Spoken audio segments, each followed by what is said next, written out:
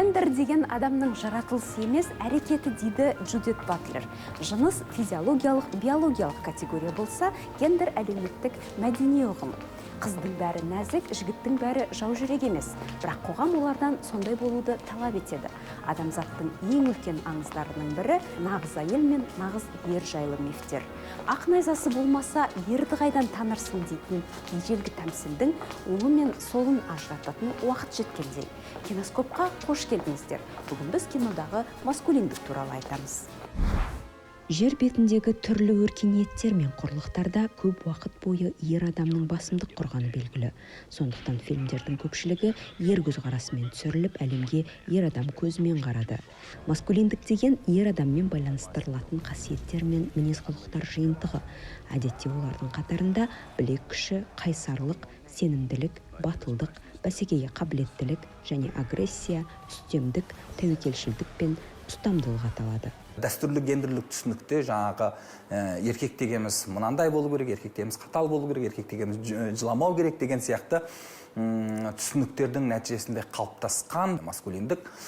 Десек те маскулиндік ол тек қана бір тектес емес.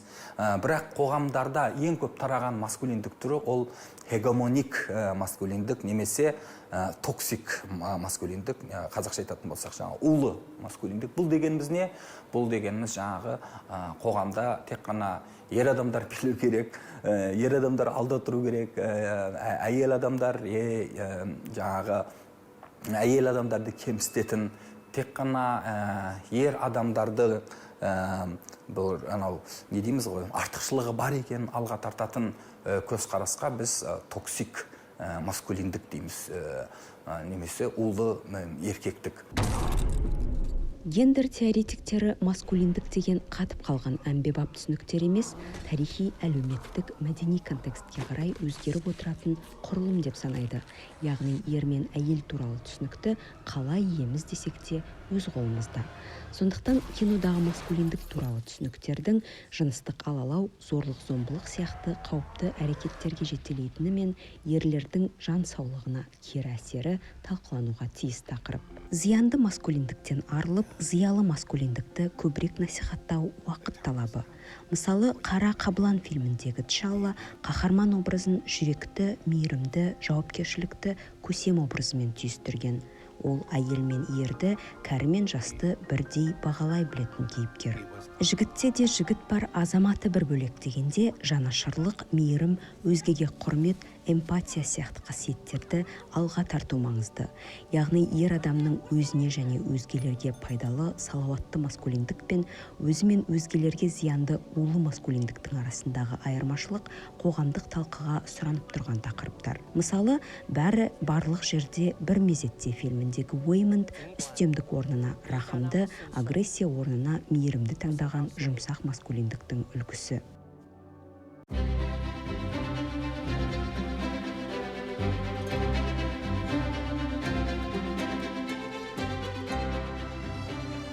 Экрандағы ер бейнесі ел көрінісіне айналды. Белден басып қара күшпен озғысы келген елдің экраны білек күшіне басымдық берді.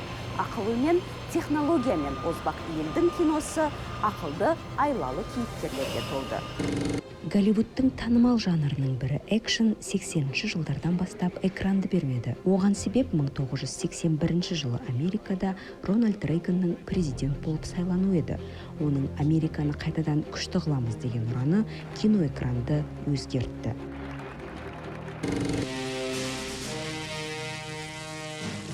Солайша Рейган дәуірі аталған 80-ші жылдарда Голливуд экранын бұлшық еті білеуленген батырлар басты.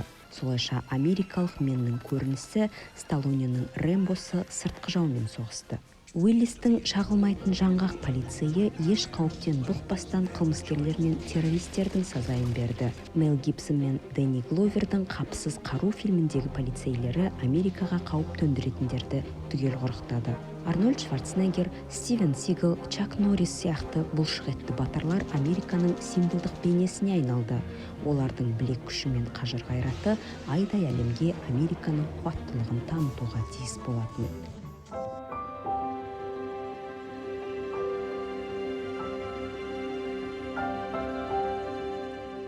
Әр дәуірдің өз қаһармандары бар. Өйткені ел көсемдері ер бейнесін өз саясатына сәйкестейді.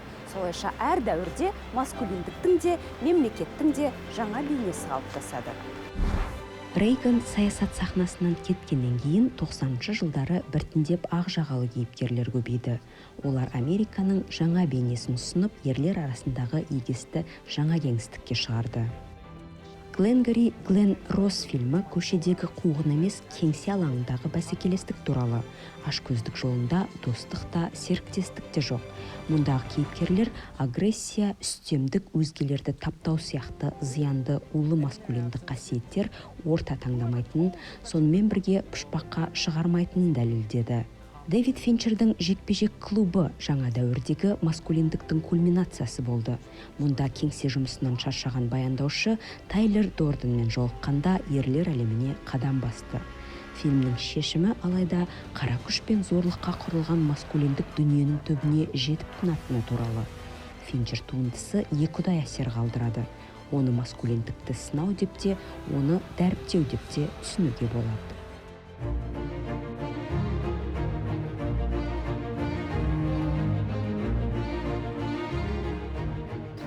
Жігітті көркінен емес, сертінен таны.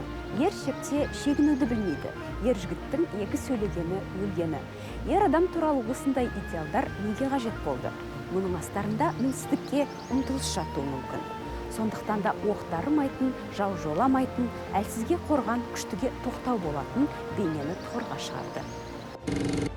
Гладиатор фильміндегі Рассел Кроудың кейіпкері Максимус Десимус Меридиус қиын болса да дұрыс таңдау жасайтын, күші тасыған классикалық идеал батыр мінезін ұсынды.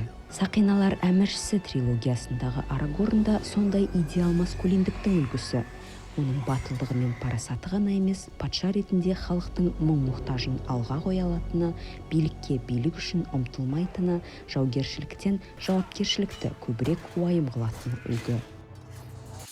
Көшпенділер фильміндегі Ораздың мұраты ел қорғайтын батыр тәрбиелеу болса, Мансұрдың миссиясы сондай батыр атану.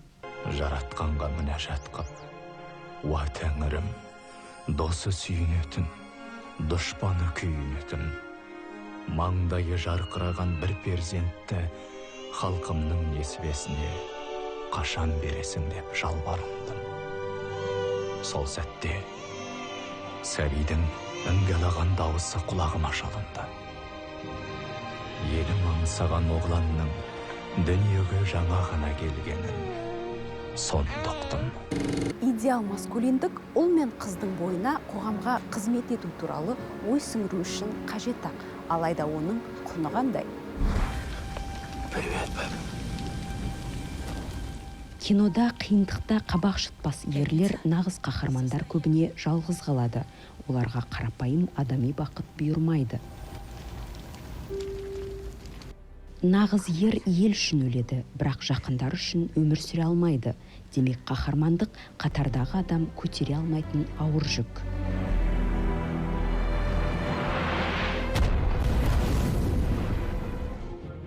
Миссиялы маскулиндікті насихаттайтын фильмдердің бір парасы спорттық драма жанрында түсіріледі. 1970 жылдардан бастап Қазақстанда спортшыларға арналған фильмдер жиі түсірілетін болды. Және содан бері саябырсыған жоқ. Бұл қалайша деп ойландым. Бақсам, қазақ спорты мен өнерінің бастауы бір екен. Мысалы, Қажымхан 1925 жылы Қызылордада тұңғыш қазақ театрының негізін қалаушылар қатарында болыпты. Мұндай фильмдерде спортшылар, әсіресе боксерлер, ер адам болудың үлгісі іспетті. Және тек қара күш иесі ғана емес, кемелдікке ұмтылатын тұлғалар. Әлсізге, әйелге, балаға, кәріге қорған болу, яғни этикалық миссиясы бар. Меніңше бұл қазақ ұлттық дәстүрін түсіну үшін аса маңызды. Қаһарлы қамал бұзады, бірақ батылдық агрессияға, батырлық жендеттікке ұласып, эмоциялар тұншықтырылған кезде токсик, яғни улы маскулиндік оянады. Улы маскулиндік дегеніміз білек күші мен ер адам жайлы жаңсақ түсініктердің адамның өзі мен өзгенің зиянына жұмсауы. Ең өкініштісі, бұл қоғамда норма ретінде сіңіріледі. Сондықтан оның құрығынан білекті де, білімді де құтыла алмайды. Квентин Тарантиноның қылмыстық роман фильміндегі мінезі әртүрлі кейіпкерлердің бәрі де маскулиндігін мақтан тұтады. Олар үшін адамды өлтіру түк емес. Жалпы алғанда маскулиндік әрине адам өлтірумен өлшенбейді, бірақ бұл соған жетелеуі мүмкін агрессияның екінші атауы. Мысалы, Эмир Байғазинның «Өзен» фильміндегі әке улы маскулиндіктің үлгісі. Ол отбасын жұмса жұдырғында, ашса алақанында ұстайды. Үстемдік сезімін тұңғышына да сіңіреді. Орайы келгенде, ол да улы маскулиндікті бауырларына қарсы пайдаланады. Солайша бұл фильм улы маскулиндіктің ұрпақтан ұрпаққа сіңірілуін, зорлық-зомбылыққа құрылған қоғамды қалай қалыптастыратынын көрсетеді. Режиссердің «Асланның сабақтары» фильмінде де қоғамдағы қара күш пен агрессияға құрылған жүйенің түп тамыры мектептегі әлімжеттікпен байланысты екендігі анық көрсетіледі. Фильмде адамға жасалған қиянаттың салдары, бала психологиясы мен қоғам қатыгездігі нанымды желіге өрілген. Адамның адамды басынуы ықылымнан таныс жағдай. Билікке, үстемдікке, өзгеден қалайда озуға ұмтылу ғаламдық жарысқа айналғандай. Бәсеке неге озды деп құйысқаннан алу болмасын, неге қалдым деп өзіңді қамшылау болсын дейтін әуезі сөзде ұмыт қалғандай. Мысалы, Шекспирдің Макбеті азамат болуды агрессиялы болу деп түсінеді. Биліктің де, мәртебенің де кілті өзгені қорқыту деп санайды. Энтони Стержестің Механикалық апельсині де күш қолдану, зорлық-зомбылықты өз басымдығын көрсету үшін қолданатын улы маскулиндікті насихаттайды. Мұндағы другандар алыссаң атаңда болса жық дейтін қоғам үшін қауіпті жандар. Улы маскулиндік тек зорлық-зомбылық арқылы емес, өз мәртебесін пайдаланып өзгелерді басынудан да көрініс табады. Мысалы, Уолл-стрит көкжалындағы Ди Каприо кейіпкері білек күшінен гөрі айлаға жүгінетін, өзгелерді өз мақсатының құралы ғана деп есептейтін үстем маскулиндіктің өкілі.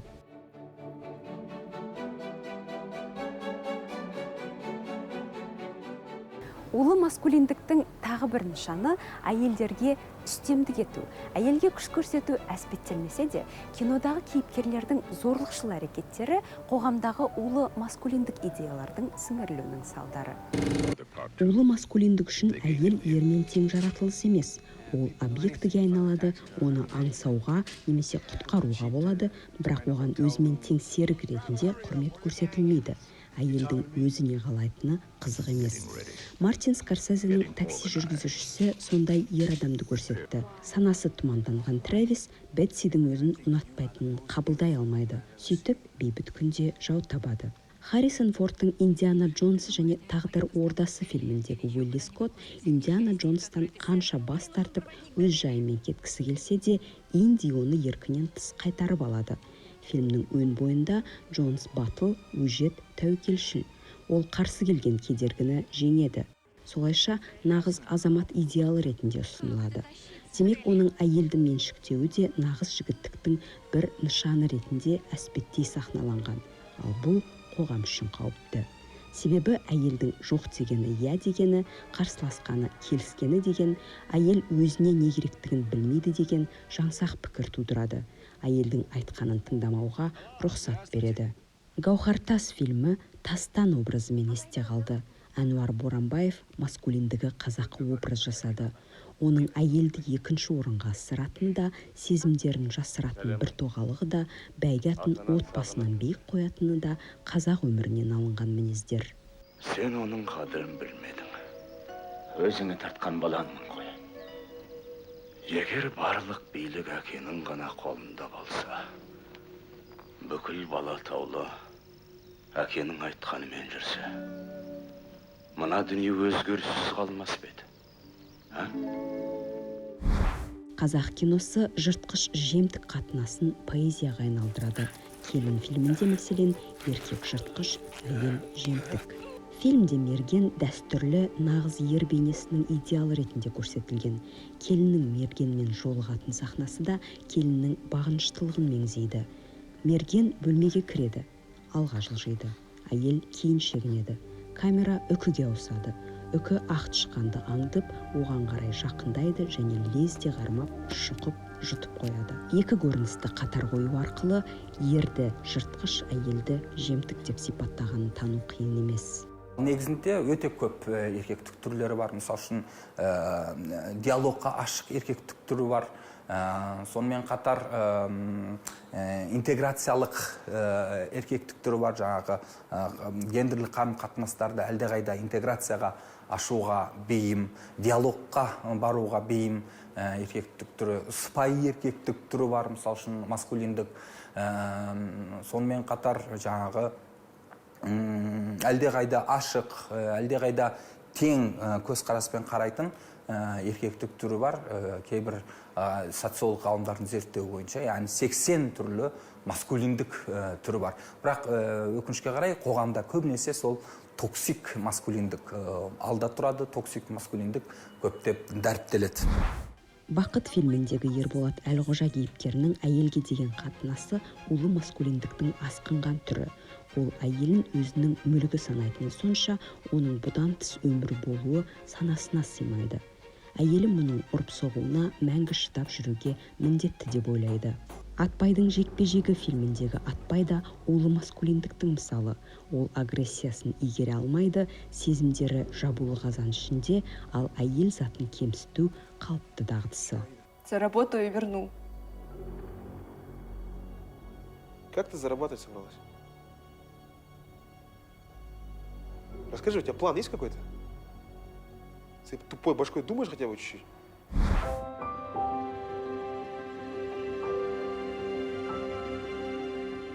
Зиянды маскулиндіктің және бір нышаны жан мен тәннің ауырсынғанын жасыру. Психология мұны ер адамның өзіне ғана емес, оны қоршаған өзгелерге де залалды дейді. Өйткені азап пен қайғы, қуаныш пен реніш әйел затына емес, адам затқа тән ортақ қасиеттер. Ал эмоцияларды үнемі тұншықтыру, торығу, депрессияға жетелейді. Зерттеуші Стив Бидлстың маскулиндік ер адамның түрмесі дейтіні де содан болса керек. Ендеше жігіттер жыламайды дейтін тәмсіл қаншалықты орынды. Батылда өжет қауіптен қашпайтын Рик Декарт, батырлығы одан кем түспейтін Рой Бетти. Риктің мақсаты репликанттардың көзін құрту. Рой Бетти тіршілікте татар дәмі таусылып бара жатқан репликант. Қашушы да, қуушы да осал емес. Алайда фильмнің соңында Рой Декартқа қол ұшын созады.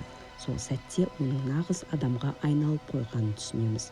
Өйткені ең алдымен тіршілікке, өмірге деген құрметін сезінеміз. Антагонист болып бастап, фильм соңында жігіттіктің үлгісіне айналған Ройдың маскулиндік фантазияға сай көз жасы жауынға жасырулы.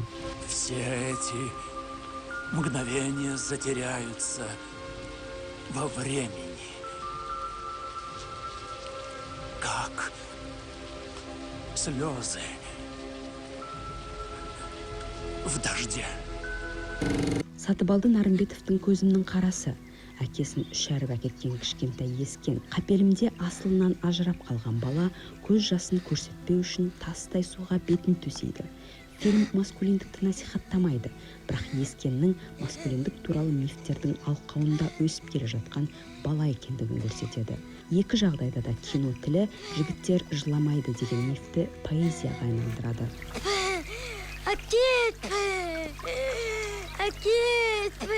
Бізде мысалы жырларда батырлар жылай салады. Олар эмоциядан жылайды, о да ерсі көрінбейді. Қазір мысалы еркек адамның жылағаны, ой, сен еркек емессің ба деп. А негізі біздің өз дәстүрімізде еркектің жылағаны, эмоцияға берілгені, тебіренгені, көңілі босаған ол норма. Фильмдерде жігіт жыламайды, ал жылаған жағдайда ер адамның көзінен аққан жас міндетті түрде зорлық-зомбылыққа жетелейді.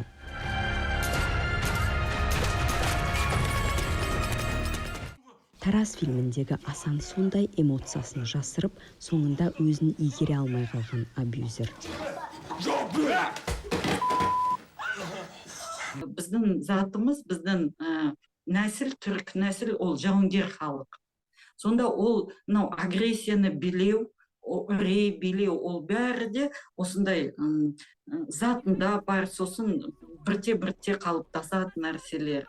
Таласбек осы проблеманы көп ойлаған ғой. Сонда Тәтімбет сері романда соны жазды да, Тәтімбет ойланып шешесіне келеді, қазақ неге сондай болды дегенде шешесі айтады, қақпанға түскен қасқыр өзінің шайнайды ғой аяғын, сол сияқты дейді. Қазақтың еркектері жеңіліп қазір құл деңгейге түсті, соның үшін енді өшін сол отбасыдан алады деп.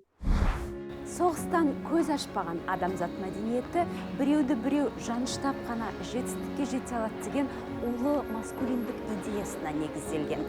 Соның салдарынан мәдениетімізде, әдебиетімізде, санамызда адам болмысы жайлы жалған біліктер толып жүр. Бейбіт өмірдегі батыр емес ер адам өзге түгілі оның өзіне ұнамайды. Өйткені ол өскен мәдениет одан зорлықшыл болуды, үстем болуды талап етеді. Сондықтан киногерлер де батылдықты, аяусыздықты көрсетер кеңістік ретінде қылмыс әлемін таңдайды. Гүрілдеген 20-шы жылдар қылмыстық жанр америкалық құндылықтарға жан тәнімен ұмтылу, бірақ оның заңды жолы болмағандықтан заңсыздықты таңдау туралы. Капиталистік қоғамда жетістік тек улы маскулиндіктің құнымен келеді. Гангстер қашанда қарадан шығып мырза болған адам, бірақ сусымалы бағын уысында ұстап тұра алмайды. Оның маскулиндігінің бағасы өмірі. Рэкеттердің қатыгездігі, бас кейіпкердің трагикалық маскулиндігі гангстер жанрының қазақы нұсқалары болатын. Мұндай фильмдер маскулиндікті бейнелеуде маңызды орын алатыны анық. Әрі маскулиндіктің кризисінде көрсетеді. Мысалы, Рэкеттер фильміндегі Саян боксер. Ол өзінің талантын зорлық-зомбылық жолында қолданады, және оның соңы жақсы болмайды.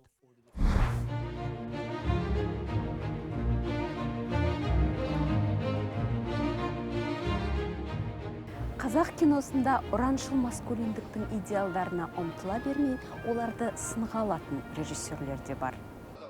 Әділхан Ержановтың кей фильмдері гендер туралы дәстүрлі түсініктерге сын көзбен қарайтын, оларды деконструкциялайтын жұмыстар.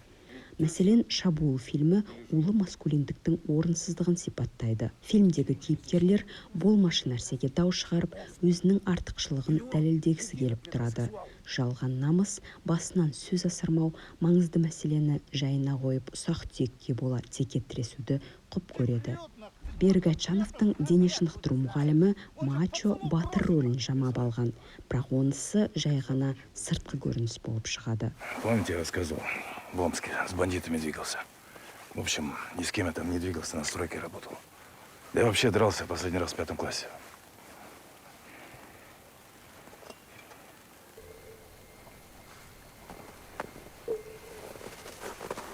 А я вообще никогда в жизни не дрался. Ну, ничего. Я тоже только с женой дрался. Фильмнің бұл мәселелерді юмормен жеткізуі режиссерлік сыни көзқарасты танытса керек. Атбайдың жекпе-жегіндегі Рафаэль бәрі ақшаның құлы болған, спорттың қадірі кеткен дәуірден ғана емес, улы маскулиндіктен де жалыққан. Я не хочу просыпаться. Говори. Я не хочу открывать глаза. Так, давай. Говори. Я не хочу жить в мире, где никто никого не любит.